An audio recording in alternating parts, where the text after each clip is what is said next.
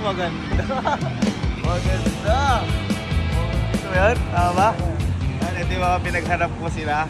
Kasi kung bakit ito yung unit na to, kasi di ba nagpa-call ako sa GC natin. Sabi ko, magbabuy and sell ka ako.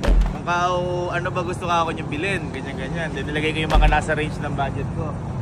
Ngayon, ito yung sinabi ni Kenneth na gusto niya bilhin kung siya bibili. Red na red, parang lipstick. Ganda nga. May sariling utak. Tara, meron na natin.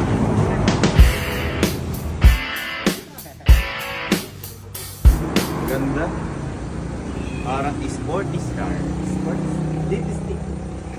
May pangalan. Parang lipstick. May pangalan. Kakulay po nung Lipstick. Lipstick. Oo nga eh. Pulang-pula, parang lipstick. Pangalan ay lipstick.